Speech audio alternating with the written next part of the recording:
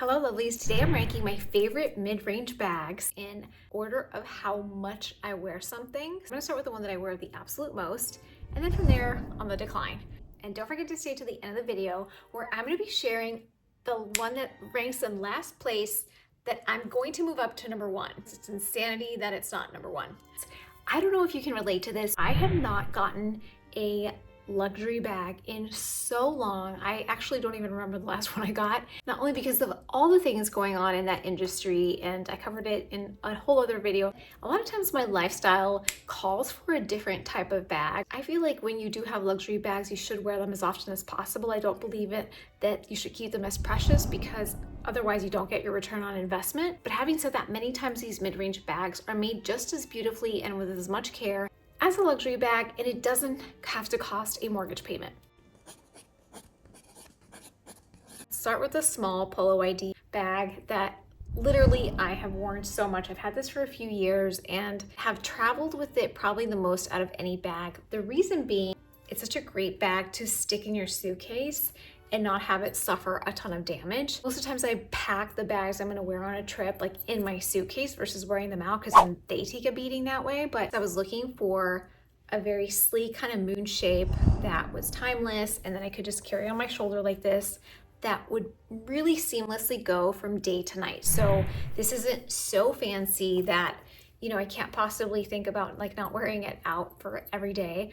But it's also a great evening bag because it is sleek and it's smaller and it's just got a beautiful finish. This is still under 500 and it comes in so many different colorways, including suedes, which of course are so trendy right now. And if you want more spring trends, make sure to check out my spring trend videos for 2025. This is probably the one that I reach for the most, the one that's gotten the most use. And not only do they come in many different colorways and textures, but also sizes as well. This is the large Polo ID.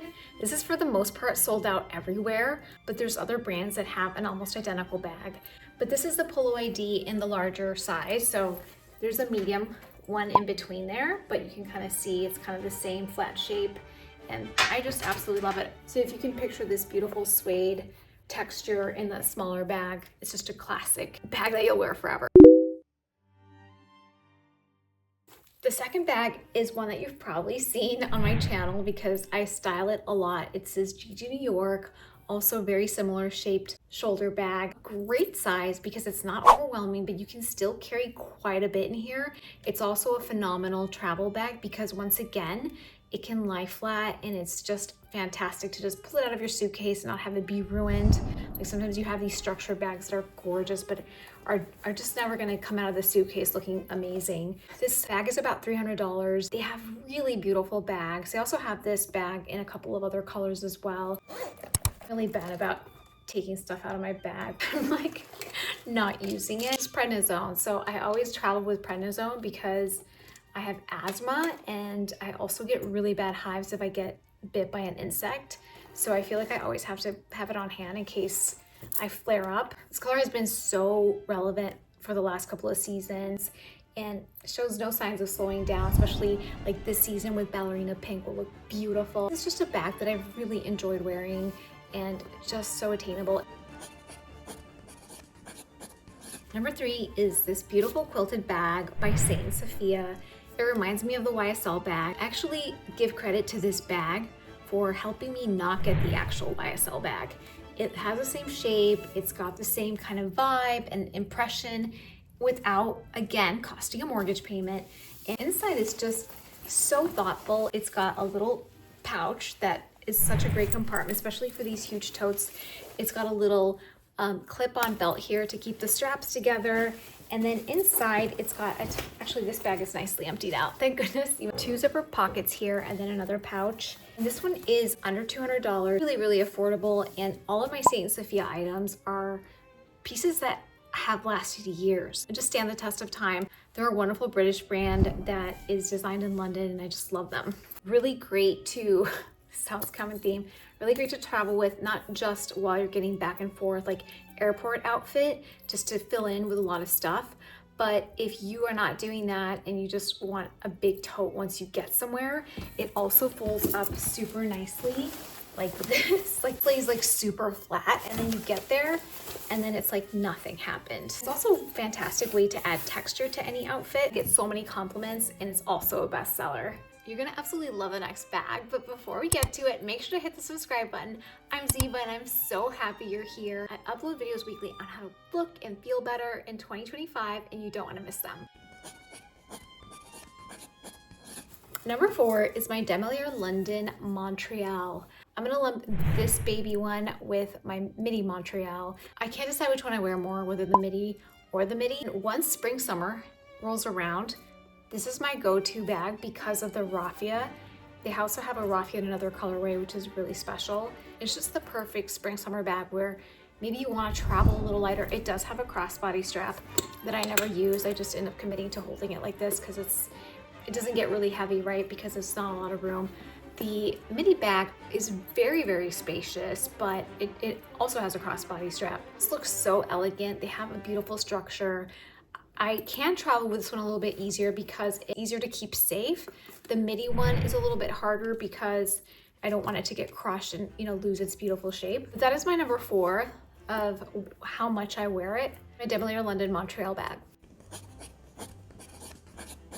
Number 5 is probably split between these two guys. This one's by Sophia as well, also under $200. It's a pretty big shopper tote that has really nice detail, and it comes in a few different suede colors. This is kind of like the darker khaki one.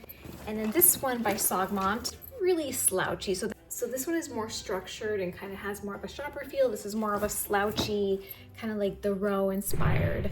And this, what I really love about this one is that it's got like a crossbody, which again, not really opt for it, or like the shoulder bag like this, which I use a lot. And it's one of my favorite colors, the olive and the olive suede. It's just so luxurious feeling. And this one is more pricey. I think it runs at about $600. But it is really worth it. You'll wear it nonstop. And again, because suede is so popular and also such a timeless fabric, and this is just a great classic shape, it's one that you'll wear time and time again. And this one I have used so much and really taken a beating, like in my mommy life, travel as well, as like an actual travel bag, as well as the other one. This one's just a little newer, but kind of having the different options there. The inside of this one is as gorgeous as the outside, which is a sign of quality. It's also suede in here. Got a ton of room and zippers. And then this one, they both have a kind of like a snap closure, like this one has a magnetic one. And then inside the bag, it doesn't actually have any zipper secured, if that makes any sense. The other one does. This one does. This one has a zipper secured option right here. So that's important to you, just to make sure something doesn't fall out. I haven't had any problems with this one because of the magnetic closure, but just letting you know. Number 6 is this Demellier London bag, which is very popular, and I'm sure it's not new to you. It really is worth the hype. It's just such a classic tote that somehow still has structure and is very ergonomic. It carries so much. I also have this one in a black and white, that colorway that is not available anymore in the larger tote, and that one is a fantastic travel size, like really, really great. This one's better for like everyday work bag, just a really good workhorse for many different types of occasions. There's a good zipper securing mechanism. It also has a little clasp button that is great. And of course, belted bags right now are so trendy that it's a really great way to incorporate this trend with still being very classic. Number 7 is LeParmentier. They're a newer brand for me. Just got this bag last month and have worn it a lot for how long I've had it. And that's even considering that it's a red color, which red would arguably be hard to style, but it actually has been surprisingly easy to style. Cherry red is so trendy for spring 2025. It's just a great pop of color when you're wearing like a denim outfit or, you know, just a very neutral outfit. I really loved it. Also has a crossbody strap. Inside has 3 compartments, 1, 2, and then a zipper bag in the middle to keep everything safe. A really great way to incorporate the belted trend with the top handle. So it's really comfortable. I have a discount code, Ziba, for 10% off site-wide. Number 8 is a Songmont bag that is the mini duffel. This one has 2 more sizes, the midi and the large. It's also really nice everyday bag and surprisingly spacious for its size. It's got a lot of room too. It's got like a little slip-in magnetic thing here before the zipper. This one has a zipper closure, perfect. I think I do like zippers when push comes to shove. Taiwan bags are just really well made. And now that I'm looking at it and labeling it as number 9, I'm curious as to why I don't wear it more. I'm not sure why, but this is the bag that's kind of holding me back from getting the Empire Coach carryall. It's a shape that I absolutely love. It's been in my car like in different colors and with different embellishments like stars or like the dinosaur sticker, my initial or something, and then like I just quit the cart. And I feel like is this, even though it is different, like it gives me the same vibe. And so I don't know why. Let me know what you think. Does this look a lot like this bag, or am I just hallucinating?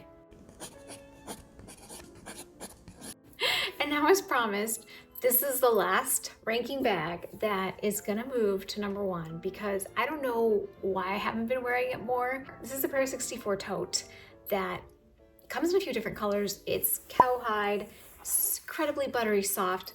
It doesn't smell like that, you know, when you first get some leather product and just like hits you in the face like it's leather, it's, you know. No, and that is such a sign of quality.